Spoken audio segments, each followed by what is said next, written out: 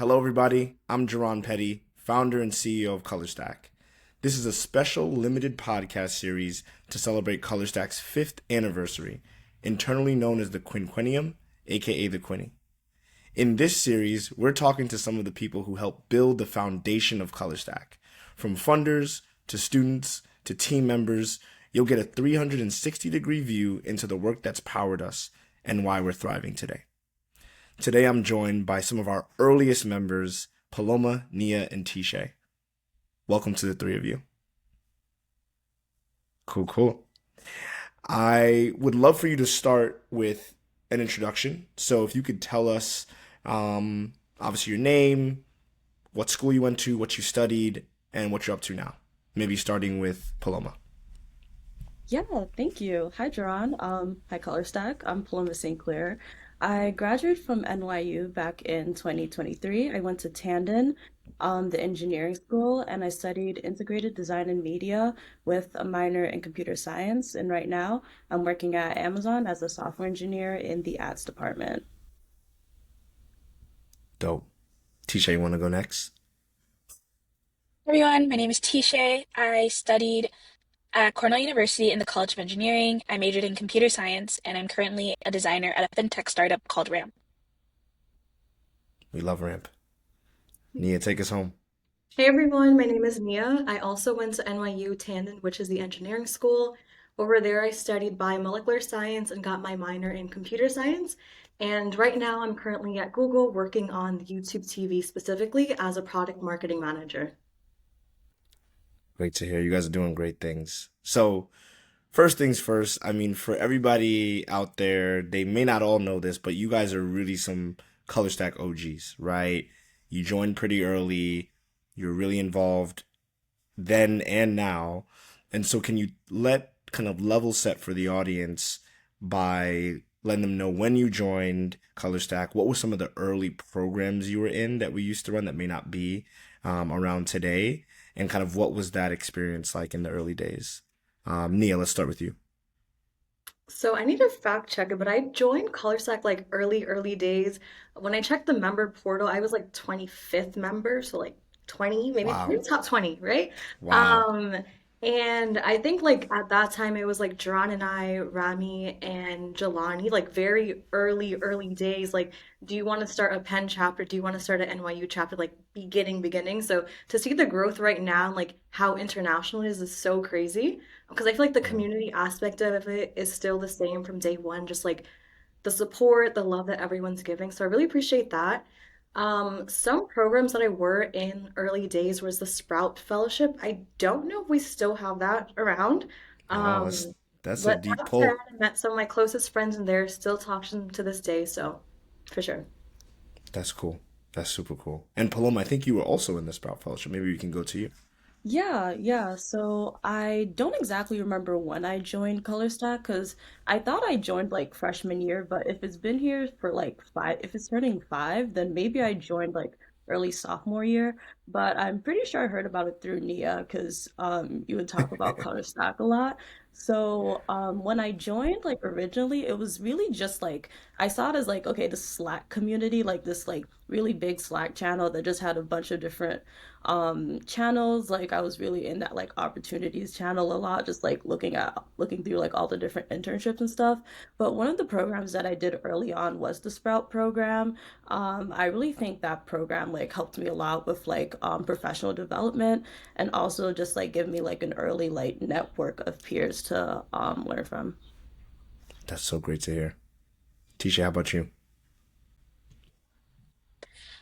So back in the early days of ColorStack, John was really open to us also having like some student run events. And something I co-hosted with another ColorStack Namdi was peer share, where like different students would like host different Zoom calls and like as peers like share like their knowledge and skills.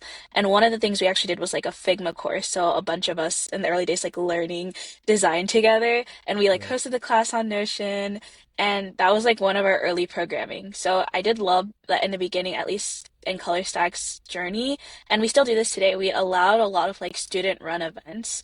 Like if you wanted to host something, you could kind of talk about it in a Slack channel, and Jerron and the team would give you the resources if you needed to like keep it going. I remember that. That was like it was like a four-part multi-week Yeah. series. That's so cool. That's so cool. And even for you, Tisha, I feel like you were kind of working for us part-time at one point too, right? You were doing some design work. Yeah, I always say like my first design opportunity, like my first paid design opportunity started with a Slack message and it was in your Slack and I literally kept this of it and you were like, anybody have experience in such interesting graphics and want to help color stack for the summer? And I was like, I made these graphics at Cornell, like I'm down. And I grew so much as a designer. And those are like some of the graphics I applied to with for my design job at Disney that I actually Oh, got that's for great. my first internship. That is amazing. I need that screenshot, by the way, so send me that at some point. But speaking of that last point, that the last point that you said, where you know through that experience that we were able to offer you, it actually was part of the journey of getting that first opportunity. It was like maybe we didn't play the entire role, but you were at least able to include some of that in your portfolio as you were applying to jobs. So um, for you, it seemed like that was a big moment. Paloma and Nia, were there moments like that where you had that like, wow, ColorStack actually just made a difference in my career? Like, what if any, were moments like that for you?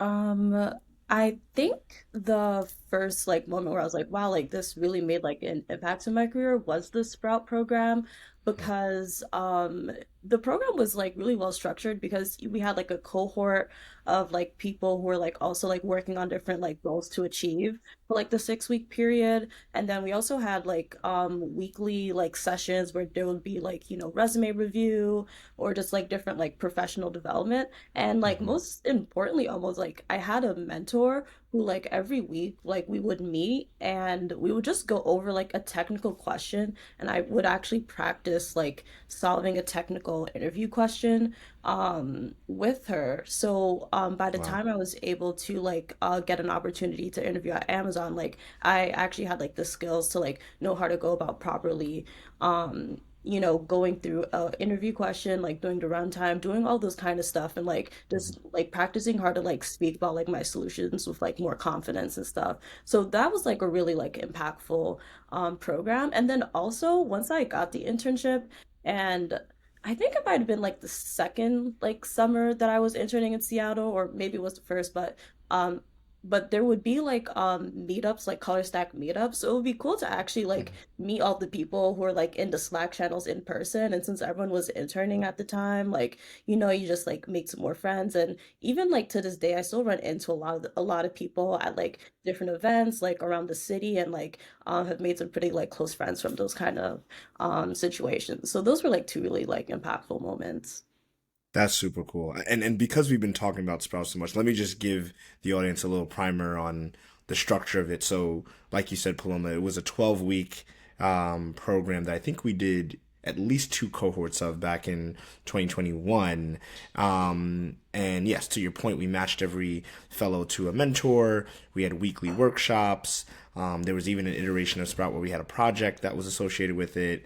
And so it was all about bringing about 50 to 75 students together who really need that support early on in their computer science careers to be able to get that value and that support to stay in the major. And so before I go to Nia, actually another question I had for you, Paloma, was like prior to joining either ColorStack generally or the Sprout program specifically, you talked about how ColorStack kind of helped you and what was meaningful in your journey. But like what take us back to like how you were doing prior, right? Like were you doubting yourself? Were you considering dropping out of the major? Were you like what was going through your head prior to getting this level of support? Yeah, so funny enough, like I did go into NYU as a CS major, but then when I found like IDM, which was like which is this program that's about like the intersection of like design and technology, Mhm. and I was able to focus on things like web development and user experience.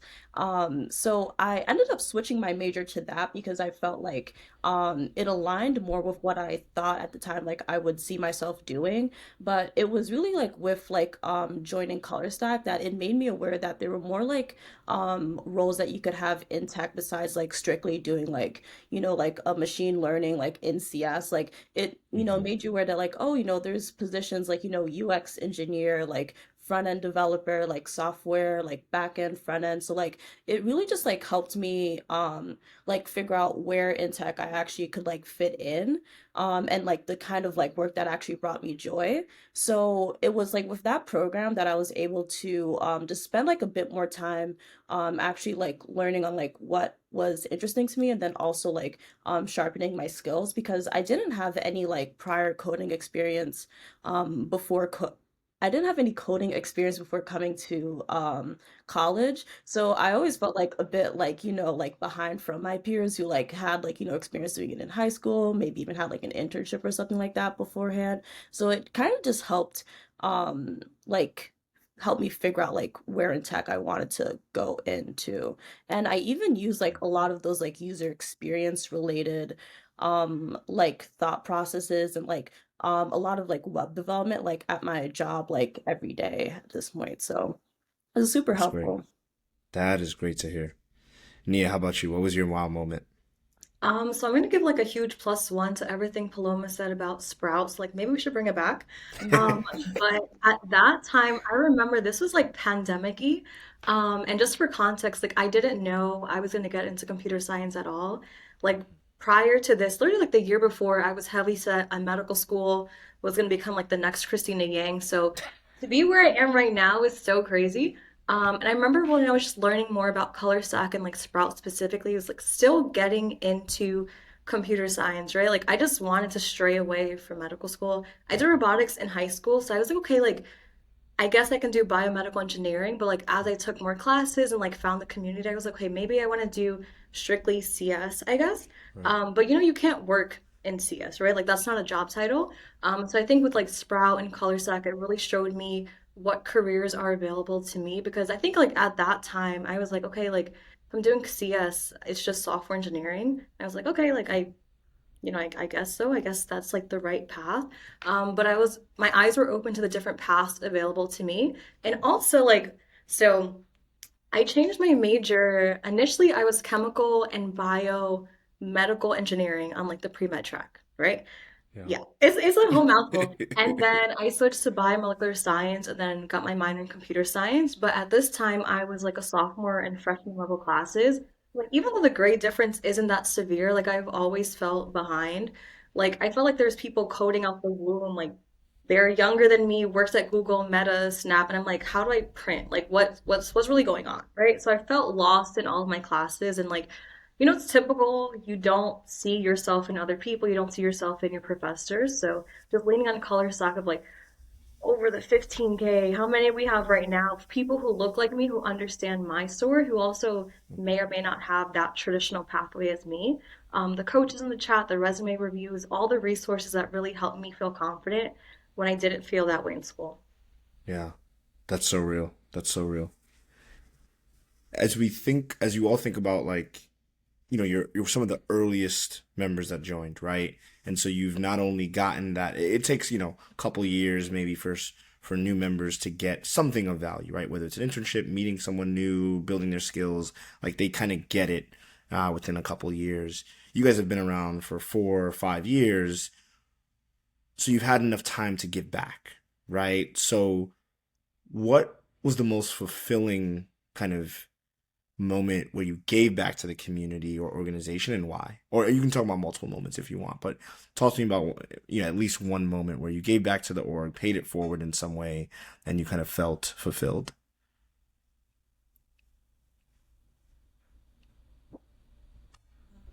Just I think it was last week or the week beforehand. I was like reached out to on Slack that NYU that ColorStack is trying to do is a physical chapter at Hmm. NYU. So I was like, oh wow, that's so great that that now like are gonna have like actual chapters on like campus and stuff like that. Because I feel like in person like club spaces are just so important so that way people can like meet each other and like just see each other's face. and just know like who's around them and stuff like that. So I spoke on the panel as like a new grad software engineer, and it was really great just to and also kind of surreal just being like, oh, the professional in the room now, which is like Right. really, but yeah, apparently. So that was really nice. Especially just to see like all of the interested like freshmen and sophomores are like asking like all those like right questions, like trying to figure out how to get into it and stuff like that. So that was really nice to give back to the community that way. Love that. For me, I did some of the Fam Friday, so that was really cool. Kind of like stepping in from like the student perspective to more professional, I guess you could say. But I was still like the same age as everyone, but that's another story. So I would say that for sure. Speaking of And so different, that was when you spoke on a panel, is that right? the like I was the speaker for Fam Friday. I forgot what year. Oh, okay. Oh, yes. Maybe it was That's like right. 2021, 2022. That sounds right. Yeah, It yeah, was yeah. a Right pandemic around year, that so probably area. like 2021. Yeah. But yeah, I spoke for that. Different panels, kind of like Paloma was saying. But also too, so I remember like people just reach out to me after you post like in the security bag, like, hey, I just got this offer. And it's crazy because I've reconnected with people in ColorStack that I've known like through high school, like through robotics competitions. But there was this Wow. one guy specifically, and he's like, oh my gosh, Nia, thank you so much for like your words and like just helping me because he wound up landing a NASA role in the same facility that I was in. Or there's another guy who messaged me the other day and now he's working at Spotify in the city. And I was like, oh my gosh, make sure you talk to this person, go to this floor. So Yeah. it's like giving back in that way and kind of just sharing the knowledge. That's great. More recently for me, I've become an alumni ambassador in New York City. So That's right. facilitating those New York events has definitely been full circle for me because I started ColorStack as a student, and now I'm like kind of cultivating that same community as a as a young professional. And for example, one event we had was like junior to seniors. I reached out to ColorStack alums who had recently gotten promoted, and I took all their case studies and stories. And in New York City, in my office, basically about 20 to 25 of us were like talking about promotions, our projects, Wow. writing impact docs. And like some people didn't even realize, like, wait, I can talk to my manager about a promotion a couple months in. And I'm like, yes, you should. You know what I mean? Yeah. Like, kind of leveling the playing field a bit because for a lot of us, we are the first in our family to kind of break into the space and industry. So we're not Right. coming in with like, brothers and sisters or like parents who are like, yeah, I worked at Meta like in the 2010s or like, the Right. early like tech boom.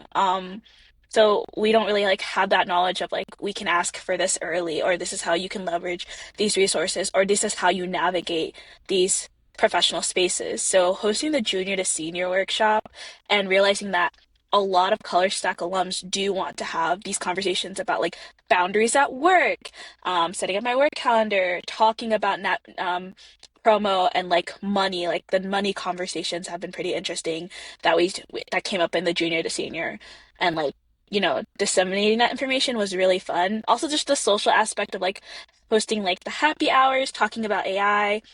More recently, we had like a career design huddle of both alums and students. And like the full timers, like me, Erin, and Diana, we were talking about like this is how we're using AI at work right now. And then like the students were like asking us like, is it like more for prototyping? Is it more for research? And like how do you see this like impacting our jobs in the future? And being able to facilitate these conversations are pretty important because like especially as a designer, we're usually like one of one in our programs, one of one in our Yeah. school. So that's one of the things I love about ColorStack. Like the diversity of paths among the members. Like we're not just all software engineers. We're not just all machine learning engineers either. Some of us are product designers. Some of us are product managers. Some of us are in sales engineers. Like we cover such a breadth of spaces that most other orgs don't cover, and that's something Yeah. I really love about the Yeah. space. That's great. Tisha, the end the endings of your responses are always teeing up my next question. I love it. So the last part that you said is kind of talking about the what's unique and different about ColorStack. I'm curious for all of you because you've gone through undergrad, you're now full time, you've probably been in different internships. Well, you've definitely been in different internships, but you've also probably been in similar programs to ColorStack or programs with a similar focus in terms of demographic and our mission. How would you describe to someone who is just a supporter of ColorStack? They're not a student, they're not CS, they don't know what's what. how would you explain to them what the difference is between ColorStack and another program that you might have been in during undergrad? I think for me, because I talk about this all the time when people are trying to get into CS or just like trying to explore tech as a whole, I'm like, join ColorStack. Um, I know everyone's gonna say the community, but it really feels like it's for us by us, obviously, but for students ran by people who understand students. Hmm. I think that's part of the disconnect with other orgs. Like maybe it's like a super, super senior person, and there's so many levels away from the students day to day that they really don't understand. And I think for our program, it's really super tailored to what we need. We have a lot of like student ambassadors or like community moderators. So it's like that's your peer. So they really understand you. They look like you. They come from a similar way of life as you. So just really feel like you're seen. I think one of the issues that I felt in school is like I didn't feel seen. I didn't feel like I belonged in the field. Like I was in a 200-person lecture hall, only woman of color, only person that looked like me. So that was really difficult, but being able to relate to people who had similar experiences in that in color stack, like how did y'all go about this? Or like even things like homework help, you know what I mean? Like just having that support and community, I think makes color stack stand apart from the rest. And everything's centralized, right? And I think the stakes, how would I word this? I think everyone's very approachable and the opportunities are very approachable. And I think in some other communities, opportunities felt gatekeepy in a way, but we have a whole Slack channel where everyone's posting internships, full-time opportunities, willing to help their peer, and they don't view them as competition, which I felt Mm. in other orgs like around CS. Well said. TJ Paloma, any other? Yeah, I will definitely like echo all like what Nia was saying about how it really it's one of because what I like about it is that you don't have to like be doing the absolute most to just be a part of the community. So it's very much like it's a fairly easy barrier of entry, but then once you actually get in, you're able to you're really able to like make your own adventure and like figure Right. out and like there's enough avenues for you to like experiment around enough to figure out like what exactly you want to get out of like tech or like out of your career or just like out of the class. And I think also, yeah, and I think the way it's very like student focused and also just very like tech focused is Hmm. also like really great because you're a lot of the sponsors are like specifically looking for people in technology. Like they already know like they're onboarded onto like the mission of like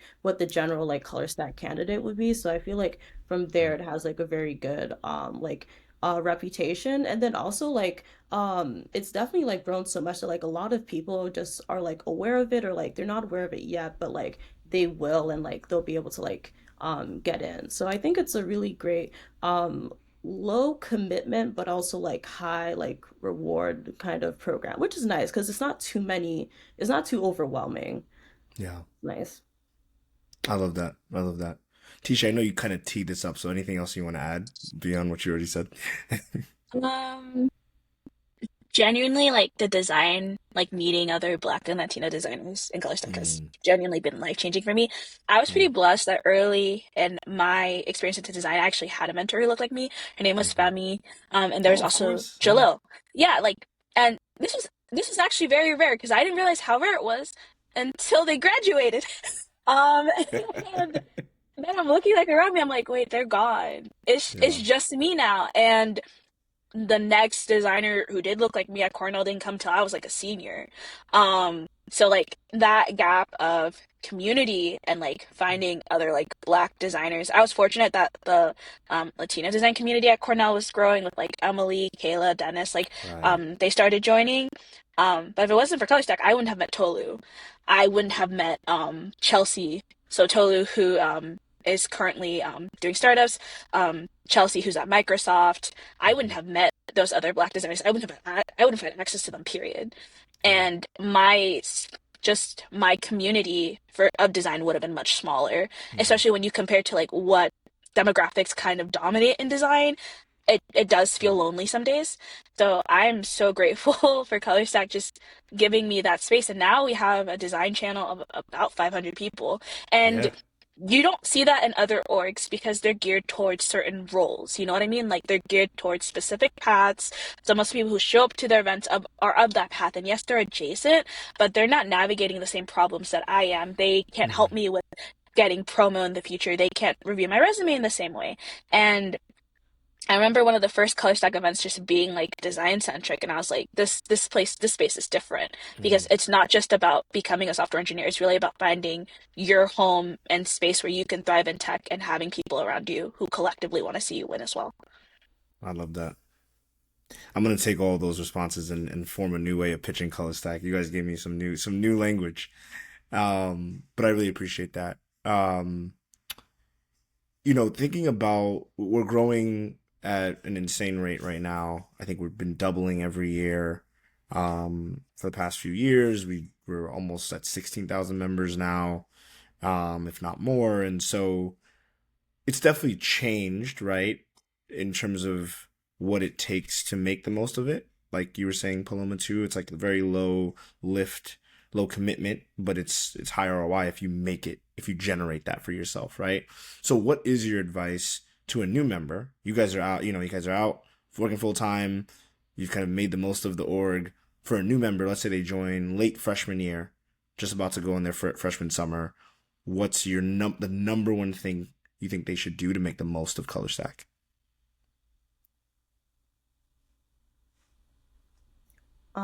I think using like the Slack archives is always like a really great tool. Like, I think if you're a freshman, you probably did not get like an internship for the summer. So I think now is like a great time to start like looking at like what companies posted programs like the previous year.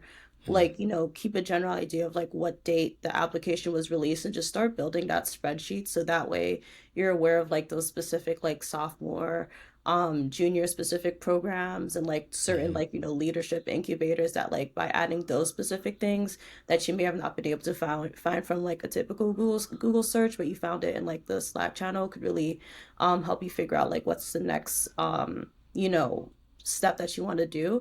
And then another thing is read your emails, read the alumni, no, not well, I like that one. newsletter. Newsletter. Jennifer's gonna appreciate that one. Yeah, that's where you find the little like, oh, wait, they're doing that this week. Like, they'll just make it a habit of just like, okay, the College Stack newsletter, I'll read it. Yeah, I love that. Yeah, I was And about to for the say, audience, we didn't pay her to do that, so that was from the heart. I was actually going to add on to what Paloma was saying about turn your notifications on. If you're going to mute any channels, it better not be announcements and it better not be opportunities. Like, have those channels on. Please read your emails.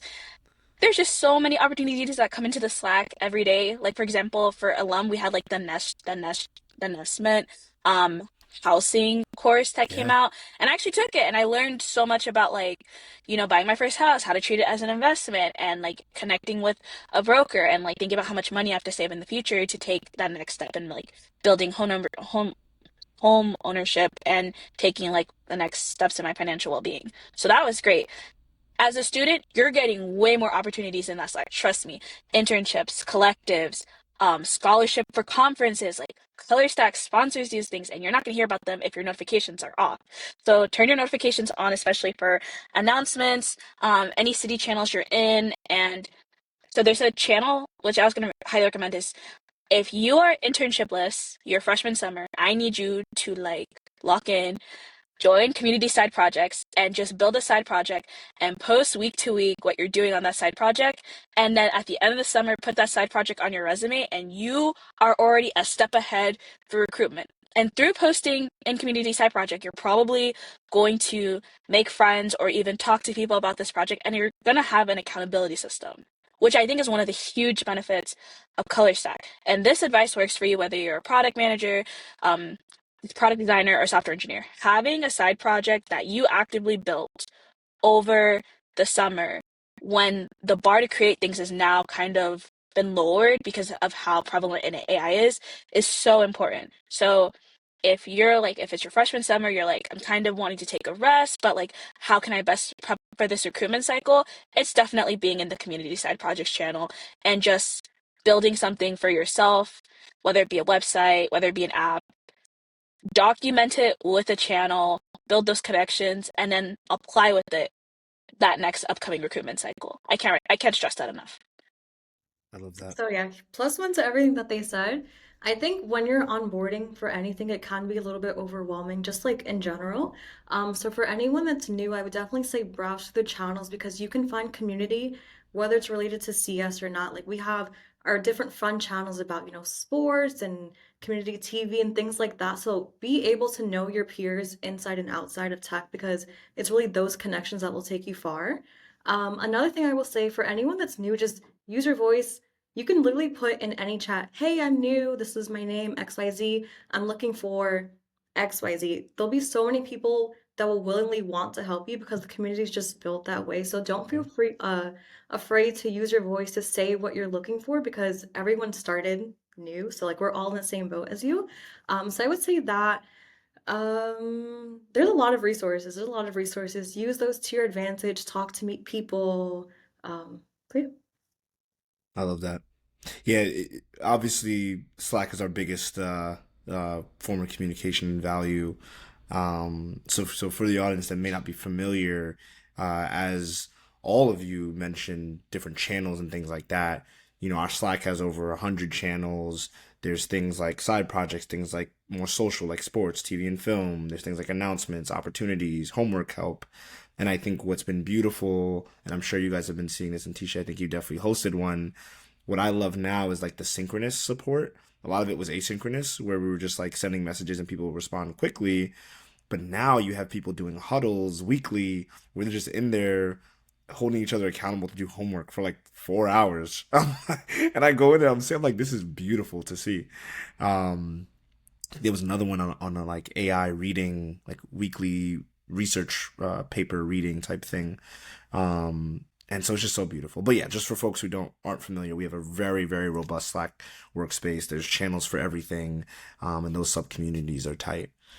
Um, Thank you. So going into our second to last question, this is a question I always ask alums when I know there's going to be an undergrad, audience, undergrad based audience, because I feel like a lot of undergrads are so stressed, especially tech, kind of CS and CS adjacent majors. It's like, gotta get that FANG internship, gotta get the best thing for my resume, gotta like it's like all this list of gotta. Like, I gotta do this, I gotta do that, I gotta do that. And you put so much pressure on yourself, you get stressed out, you kind of make decisions that maybe aren't best for the long run, but you think you have to do it. So now that you're on the other side, and I think between you all, I think you've all at least been out of college for at least 2 years, right? Great. So you've been on the other side and you've been doing it for some time. So how every college student is freaking out about things. What would you say you were freaking out about, in your senior year in college that like you got to the other side and you're like, that was not worth stressing out about.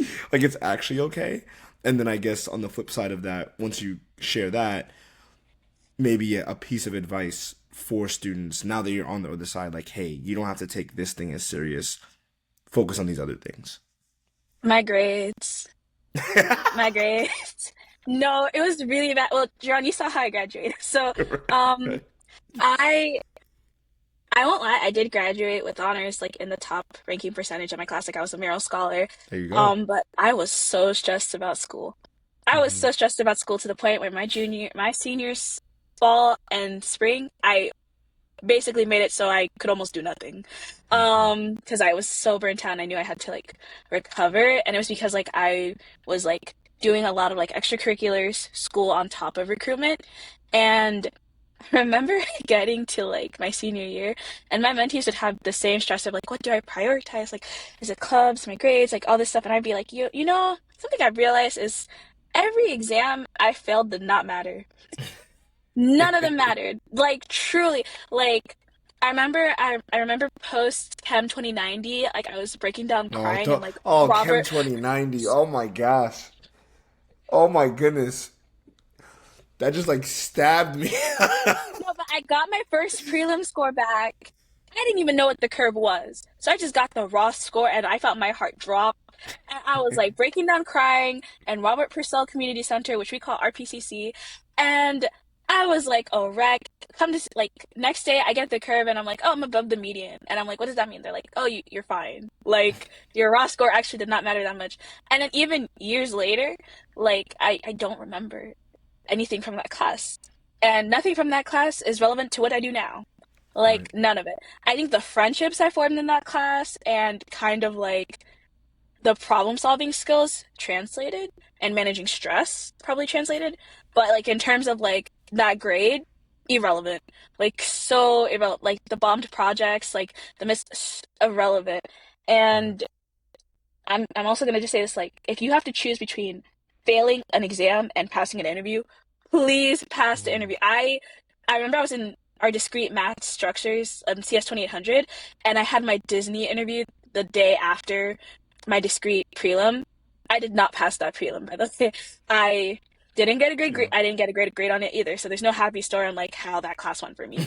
But I got the internship, and that internship was my first job. It was paid, and I would not change that outcome for anything, if that makes Mm. sense.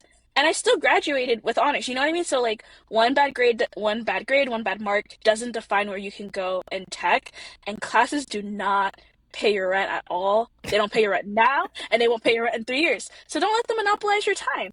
Focus on things that will actually pay dividends. If it's working on that side project or that side hustle, it's okay. Some of the most successful designers I met post um post school, all of them were like C students, and it's because they mostly spent their time in school, like grinding on their craft and building things versus like focusing on their GPA. So that's all I'm gonna say. That's Yeah, real. I will say grades too for sure because like look at my transcript. Interesting. But yeah, I think one of the things for me, so I've seen it in like different conversations in Slack about graduation time and like typically you hear like the 4 year. I actually did 5 years. I turned out fine. So I think for that is just like continuing to push. For my specific case, like NYU messed up my credits and I winded up having to do another year. And I was working full time and in school full time. 10 out of 10 don't recommend, but I know like in some of the ColorStack chats, people were really stressed, like, should I, postpone this because I want to graduate on time or, I want Hmm. to get an internship before graduation, et cetera, et cetera. Like, don't stress about that because everything will work out the way it will. I know it sounds like, woo woo right now, but like honestly, trust that. And another thing too is, your path is not linear. You hear that all the time. I remember specifically when it was my senior year, one, it was like freaking out about like, oh my gosh, they told me I'm not graduating like 2 weeks before. But that summer, it was like obviously you're looking for full-time opportunities. I got a full-time opportunity. I was about it, really good company, but it was just like the location changed. Like I didn't see that for me. And I just kept pushing, kept pushing. I got an internship offer. Usually senior year, you're like, why would I do an internship? I'd rather do full-time. Best decision of my life. I interned at Spotify, wound up getting the full-time offer there, worked there for about 2 years. So honestly, just lean into opportunities. It might not be the same path as your friend, might not be the same path as your parents, but what's meant for you is truly for you. And just believe that. Keep leaning in because like it's your life, make the most of it. Love that. Yes, I have to say, like, grades really don't matter too much. Like, of course, Common like, theme here. like, of course, make sure that, you're meeting the GPA to, like, keep your scholarship, if you may have, like, grad school ambitions later down, like, those are things to consider. But, ultimately, like, focus on getting that job and, like, the professional development over like the academic development because I remember just like at some point during freshman year with like some of those just like intro like some of those like chemistry like physics class I was like yeah you know what like I'm not graduating with honors, let me try and find a job because this is like there has to be another way to do this. So that's like one thing. And another thing I would say is since I interned at Amazon I got a return offer for senior year. So I basically spent like, senior year pretty much chilling. I wasn't like I knew I was going to take that offer. I liked that it was in New York, all that kind of stuff. But then the week of my graduation, I get a call from the recruiter saying that my start date was going to get pushed back 6 months. So then like that like really had me freaking out like right at the end of graduation, because that was around the time when you would like see posts on like Reddit that are like, oh, like, the companies are rescinding offers, like people are getting like delayed start dates, and then like getting the things rescinded. So it really just felt like such an uncertain time. And I think all I could really do was just like, accept that it was going to happen, and then just figure out like, okay, what am I gonna do for the next like 8, 9 months? So during that time, it was actually like some of like the best time ever, because it was nice to actually get like a nice gap between like graduating and starting work, because I would say that like by the end of college, like I felt pretty like burnt out, just like super exhausted from just like, just 4 years of really just being on like on go. So it was nice being able to do that kind of break. And then I also like did like some dabbling into like freelance work. I worked with like the NYU Civil Engineering Department to do like some redesigns for their website, and like some like touchscreen directory that they were going to launch. Nice. I also like worked like interned at a startup where I did like product design and like iOS development and stuff like that. So I feel like during like that break, even though I was like, damn, like I'm not doing what I think I should be doing like right after I graduated, but I feel like it gave me the opportunity to like think about like, what's something I wanted to pursue, like how I Mhm. wanted to go about actually like pitching myself to like get certain roles. Cause since because I didn't really have much like interviewing experience since like sophomore year and stuff like that. So even though like it was definitely a delay, like I was delayed, it was definitely, like it definitely ended up all working out in the end. And I'm like really glad I got that time to just like rest and like travel and just like live life for a bit. So I feel Yeah. like even though sometimes things would happen and you're like, oh my gosh, like you're freaking out, like most of Mhm. the times like it'll be fine. You just have to like um assess and figure out like what you can do with like what you're currently given that can help you at least in the meantime. Yeah, I totally. want to add about Oh, the go ahead. timing aspects from both Nia and Paloma. I think something else, like if you're not freaking about grades usually freshman year, you might be freaking about like I didn't get into Google Step, I didn't get into MetaU, I didn't get like those early freshman and sophomore programs, and you're probably wondering like, will I ever be able to get an internship if I couldn't get my foot in the door like this early into my college career? And the answer is yes.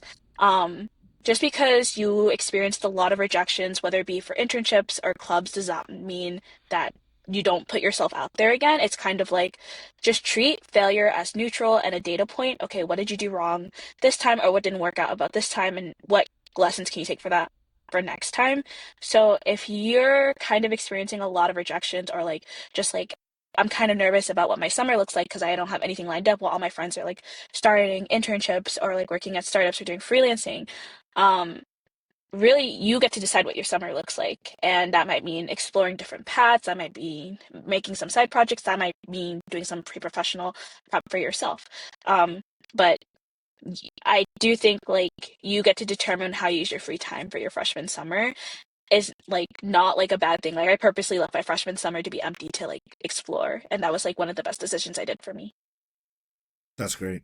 That is great. I love that you highlighted that too, because timing, just generally, whether undergrad or even once you graduate, is another piece of another topic of conversation I try to um, push on undergrads, which is that like not everything's going to be super linear. Like you get this internship, then that one, you get the full time job, and then you're there for 5 years, like everybody says, and then they go start their company, like everybody says they will. Like like all of that is not real, especially it's not real within the context of technical roles, and especially not real in the context of just like the average American. Like most people get their careers together by like 30, if even that, right? Like it takes time. You do a thing, you don't like it, life happens, you change, you pivot, and then over time you really start to figure out what's best for you, what role is best for you, what industry, what location, like all these things.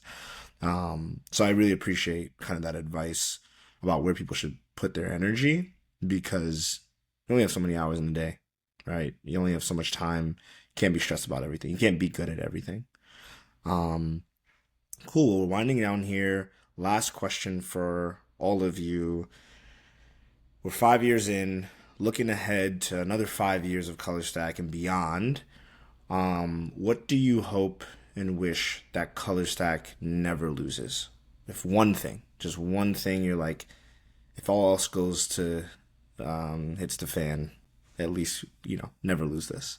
The community, like the closest of the community.